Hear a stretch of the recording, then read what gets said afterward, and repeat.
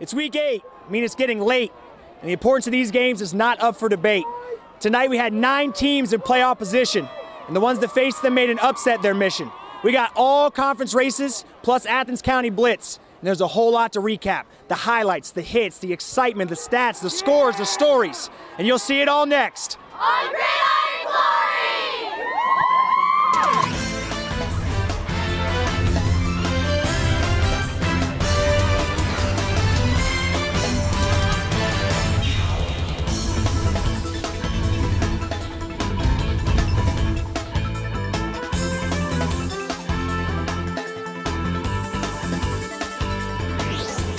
Happy Friday, folks, and welcome to another edition of Gridiron Glory.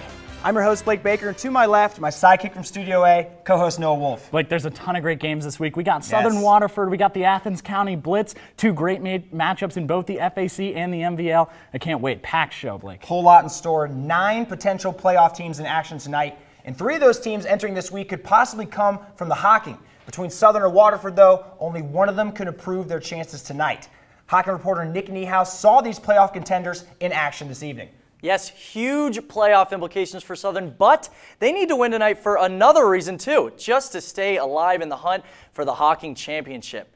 But they're not playing any pushover in Waterford. They're pretty good at home. Perfect, actually, 4-0 on the season so far at home. Southern, they get the ball first. Logan Drummer, second pass of the game and second pick of the year for him. That's Reese Thatcher with the interception going up the sideline. Gets knocked out in his own red zone. Great field position to start off, and why would you do anything else other than a QB sneak at the 1-yard line? Peyton Stevens just falls into the end zone. That makes it 6-0 early on. Southern, they're not shying away from the passing game, however, though. Logan Drummer finds Trey McNichol, but that's a fumble. Backwards pass, and he picks it up and gets tackled way in the backfield. 3rd and 20, they can't convert. Great punt return for Waterford. Sets up Braden Belleville. This 3-yard touchdown makes it 14-0. And yeah, Belleville, Thatcher, they can have some fun on the sidelines making big plays. Southern, they get the ball. And I told you they're not shying away from the passing game. Did it once again, and Logan, he can't find anyone. Peyton Stevens, the other quarterback for the sack, sets up who else other than Braden Belleville. This one 3 yards out, makes it 20-0. And Logan Drummer, once again, avoids another interception, but finds his man Gage Schuler in the end zone. Only touchdown on the night, though, as they lose this one 42-7. Wow. Looks like Waterford just jumped all over him early, huh? Yeah, Southern really dug themselves a deep hole early. Both of Waterford's first 2 drives to start in the game began in the red zone, which they scored both times on. You just can't give any team that free yardage, especially Waterford, with their powerful back in Braden Belleville and Peyton Stevens, who can also pound it in too. All 4 of Waterford's touchdowns in the first half were under 5 yards. So it's not like Southern's defense was giving up big plays. They just weren't strong enough up front. So this was a clear-cut blowout from the start. Actually, not really. Southern showed signs of life in the second quarter. They put together a nice drive that they eventually got that touchdown on, but they missed 2 huge opportunities. An interception was dropped that would have been an easy pick 6, and they fumbled right after a nice takeaway as soon as they were starting to gain momentum. Also, they went 1-4 on 3rd downs in the first half, which is really a testament to Waterford's defense, which stood out to me the most.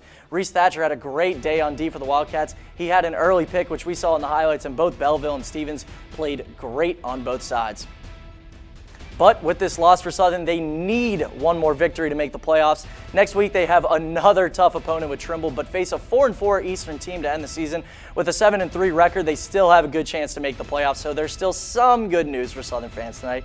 Blake, there's a good chance we might see 3 Hocking teams in the playoffs this year. Last time that happened, though, was just a couple years ago. Hey, man, we love rooting for our teams in the postseason this time of year. Nick, thank you very much. If you're watching the show, you must enjoy video. So why not give some love to our YouTube page? All our reporters have been working hard on previews, power rankings, anything to get you ready for Friday night. Plus, each show you see on Friday night will appear on the YouTube page the same night. So how do you find it? Search WOUB PBS into YouTube and find our Gridiron Glory page. The action is just getting started, and it's coming fast. If it feels like you're getting blitzed, it's just our new Athens County Blitz segment. TVC Ohio reporter Thomas Garvick stopped by not 1, not 2, but 3 games tonight. Yeah, that's right. I mean, man, you guys really put me to work tonight, Blake. But I mean, come on. Who doesn't love 3 for the price of 1? First stop of the night was at Gloucester to see the Trimble Tomcats, a team I haven't seen since week 1. And boy, this squad is at the top of the Hocking. for a reason. The Tomcats, they're ready to roll in Gloucester, trying to keep that Hocking undefeated season on the line. And Max Hooper, he makes sure that doesn't change. Hooper to the left, and then look at this. A little shimmy, stutter step, and he's gone. 34 yards to the house for the score, 7-0 Tomcats. Hooper, he was just getting started. He had a monster night. He's trotting back onto the field, hoping to do the same thing. And for the folks at home, I promise you, I'm not messing with you. Same play, or excuse me, different play, same result. Hooper gets to the left side, and then he's just going to blow past the Lancer defense. 50 yards for the score, 14-0 Tomcats, 27-0 Tomcats at this point. It's Cam Kittle looking for his man. A wide open Jake Ngaku, who's going to stroll in for the very nice 69-yard score. Tomcats, they won 67-0. That means a lot of push-ups for you ladies. Sorry, but we love to see it. Yeah, but you definitely got a feel for those cheerleaders, man. That's a whole lot of push-ups. Yeah, and I mean, especially in the cold, yeah, no thanks. I don't want any of that. Nope. My second stop of the night, though, was where I first saw the Tomcats this year, Boston Field. It's October, which means Breast Cancer Awareness Month, so lots of pink. Here comes Connor Kimbrough, and the Spartans trying to get things going.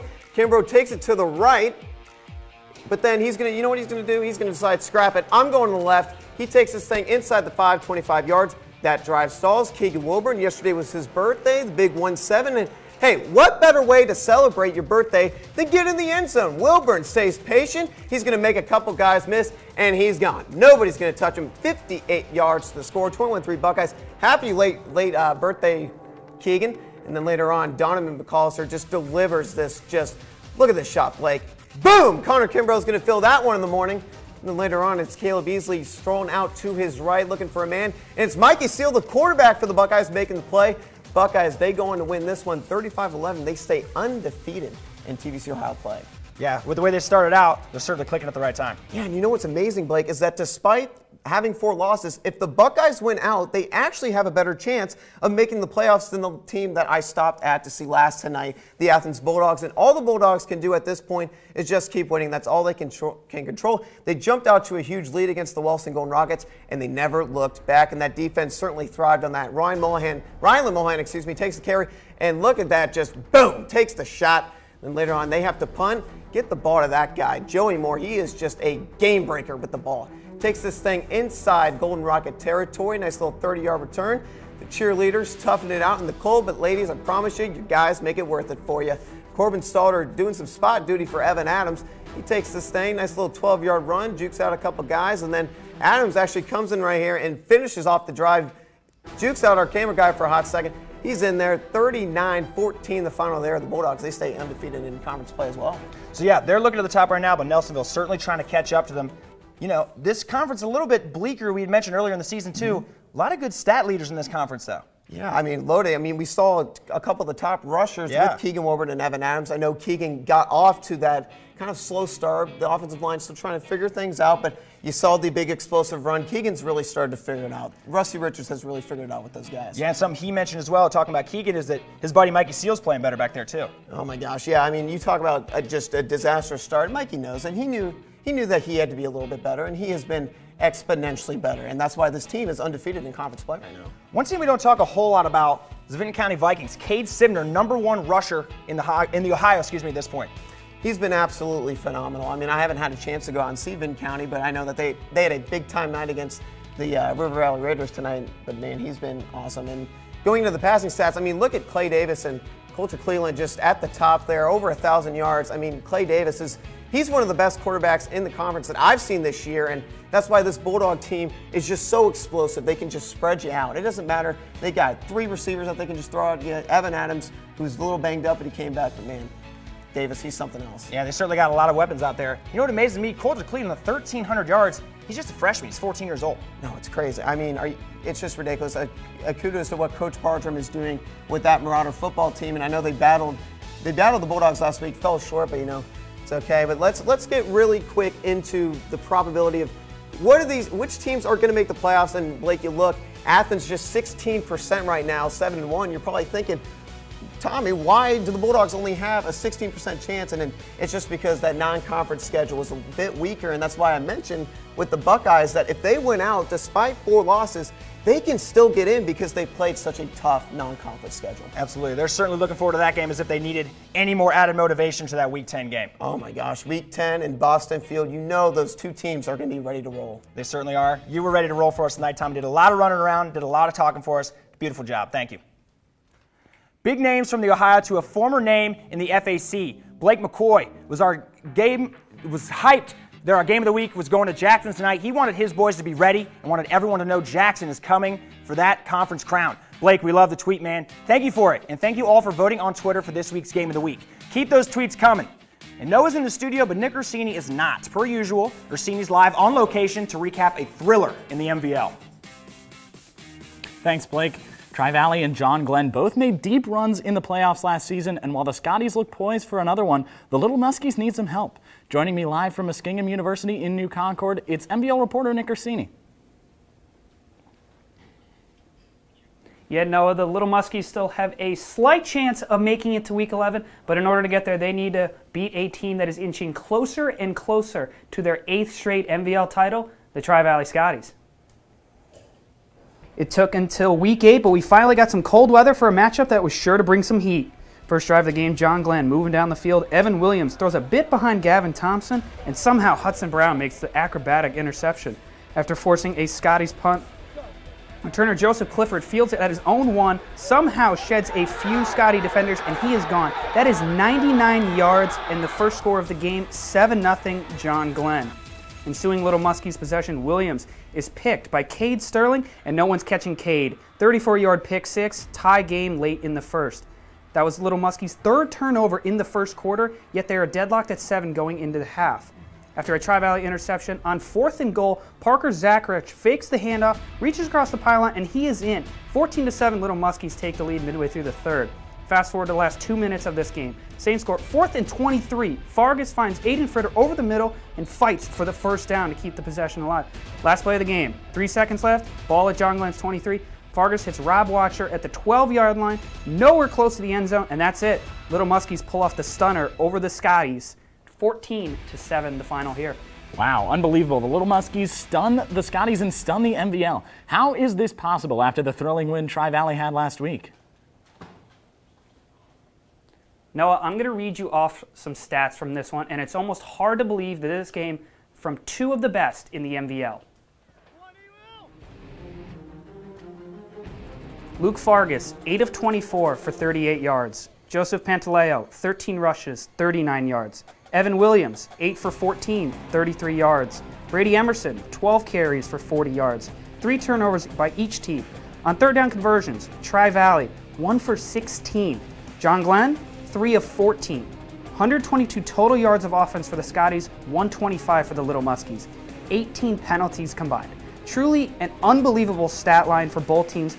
Yes, it is raining, but it did not start coming down until the 3rd quarter. Really shocking to see how this game unfolded tonight, Noah. Nick, walk me through this. We've heard the stats, but summarize what you saw tonight and the impact of this upset.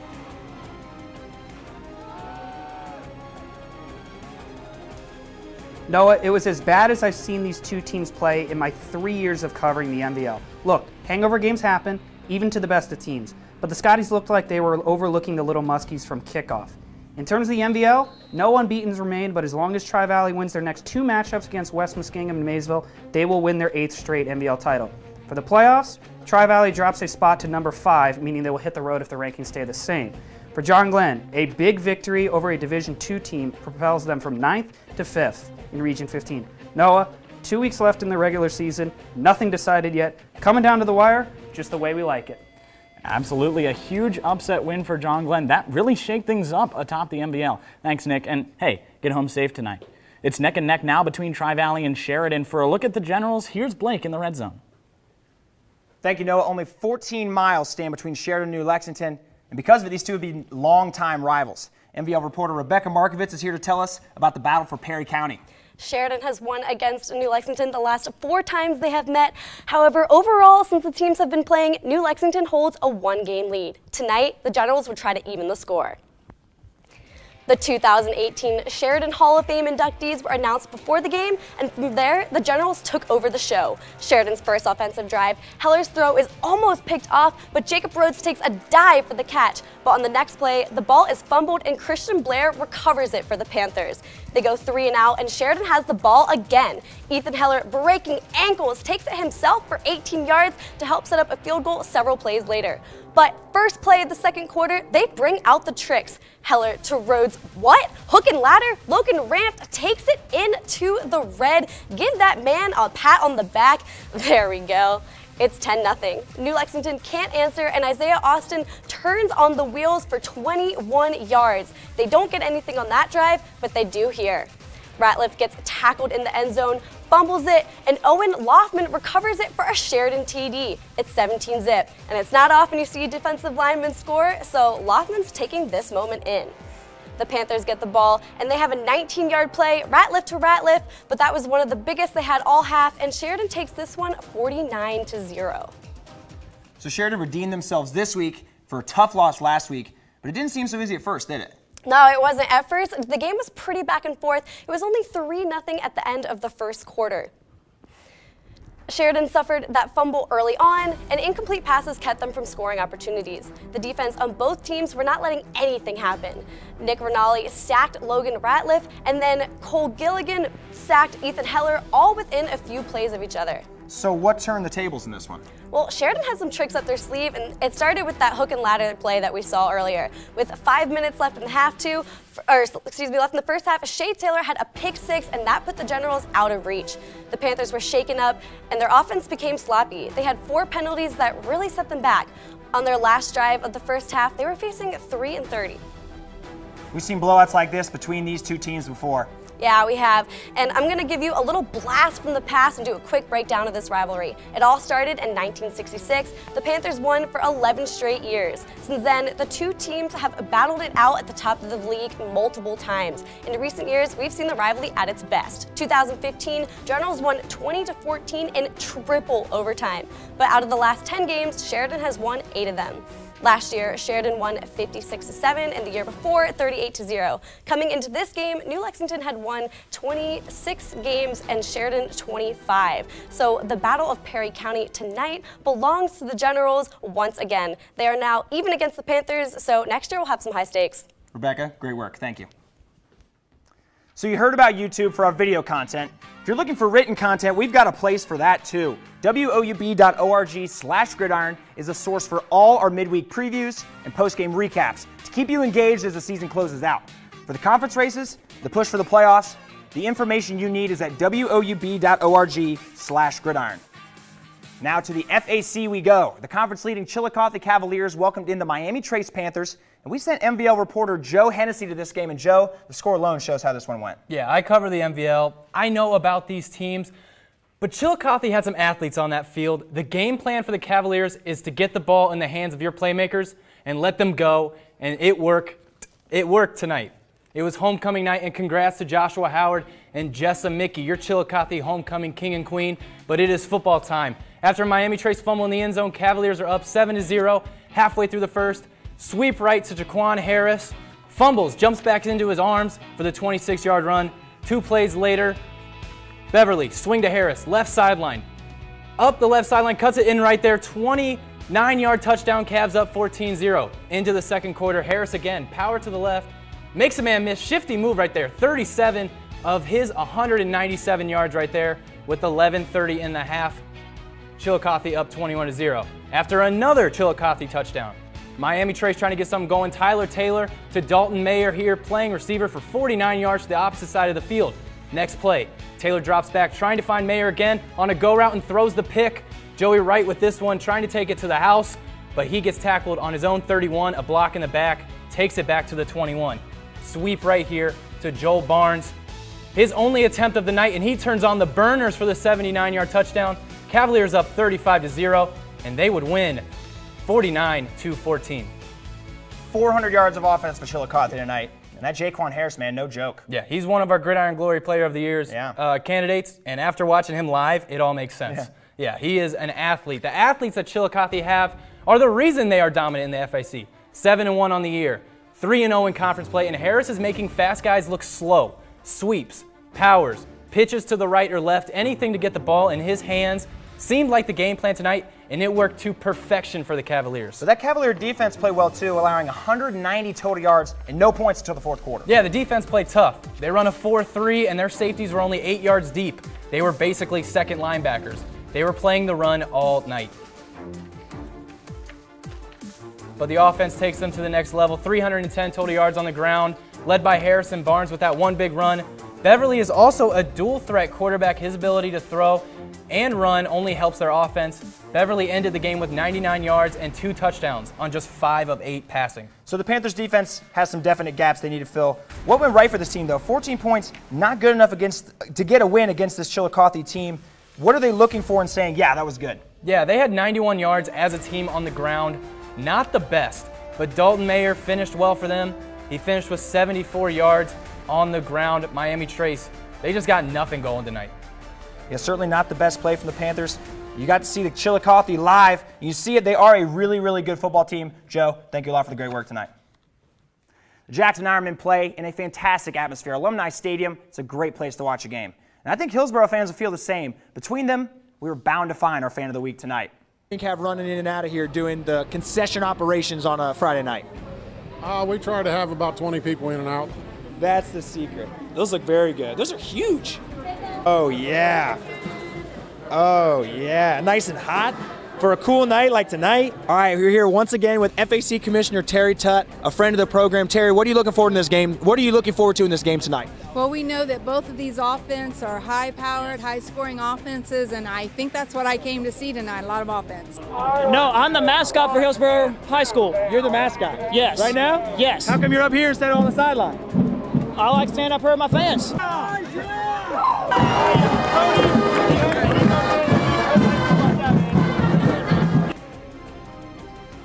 Ironman fans, Indians fans, thank you. We had a great time out there tonight. We always get a lot of love at Holzer Field, but the Hillsborough Indians, they got no love from the Ironman faithful tonight. These two are fighting for the FAC, and this battle was our game of the week.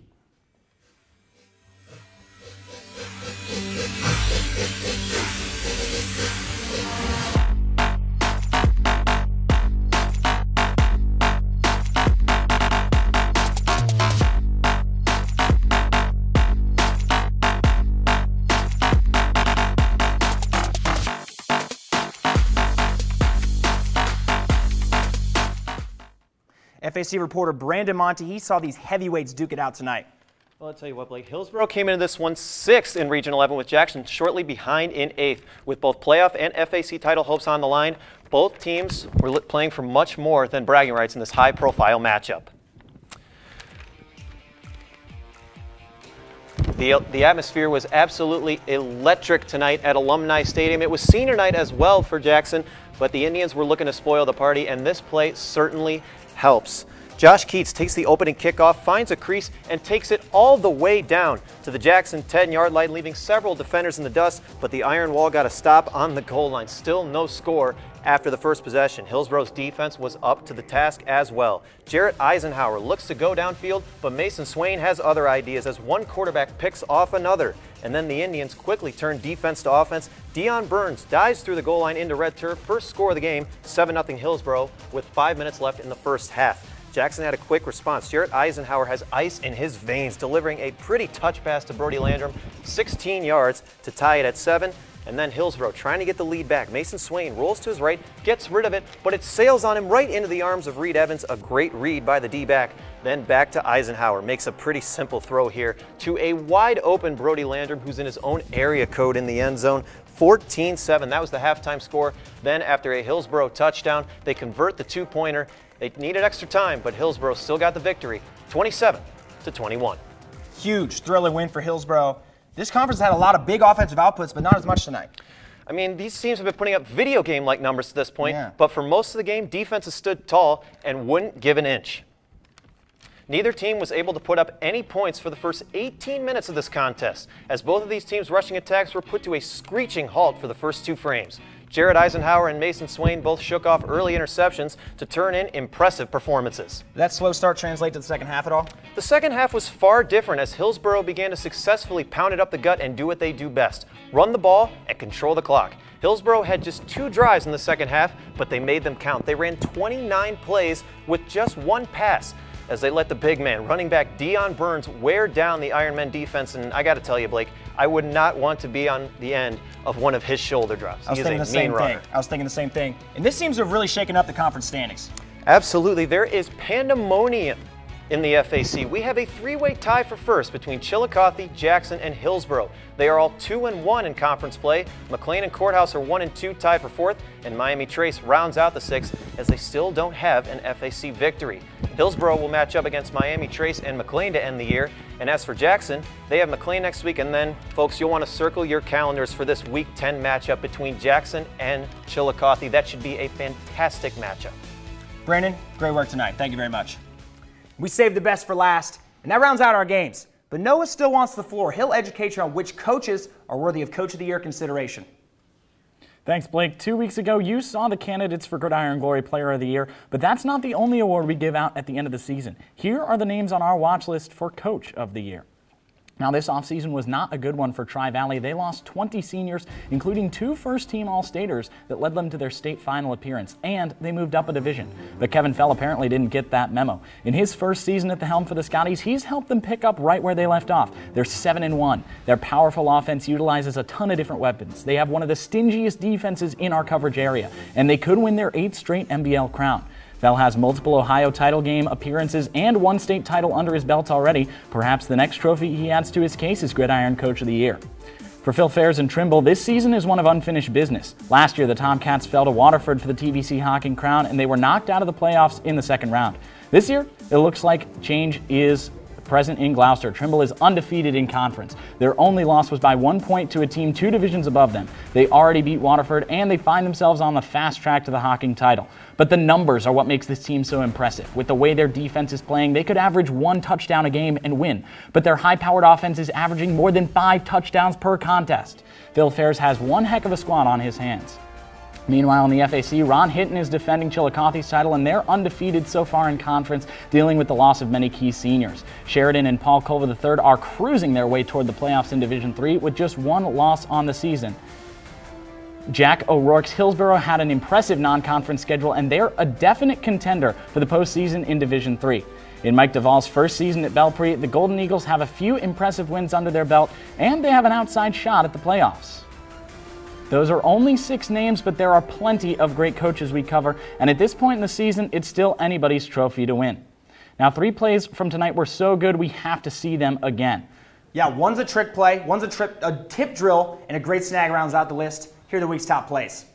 Taking you out to Holzer Stadium, like we just mentioned, for the 3rd play of the game. 3rd play of our night, Jared Eisenhower, ice in his veins, tosses it up to Brody Landrum, reach behind his head, reach across that pylon. That's in for a touchdown. Ties that one at 7 early on. Number 2 comes from the MVL. John Glenn's Evan Williams looking for Gavin Thompson in the end zone, tries for the shoestring catch, but he just can't hold on, and instead, Hudson Brown is there for the pick. Take a look at this one in slow motion again, folks. What a play. And number 1, that Sheridan offense is on fire. Bring out the hook and ladder. Ethan Helder, Jacob Rhodes to Logan Ramft. This one goes for, on a 3rd and 22, it didn't matter, touchdown. Look at it again, 3 touches on the ball, but the touchdown counts for all of them. Sheridan goes on to win big. Now, Region 15 in Division 4, Philo and John Glenn, they're going to battle it out. Next week, that's going to be a big game of ours. You're going to have to tune in next week to figure out what's going on. And I lied. That's not, they appear on the show next week. They're not playing each other. I'm getting ahead of myself. But we're just so excited about closing the season out. You're going to have to stick with us as we do. Until next week, remember there's nothing better than Friday nights and Gridiron Glory.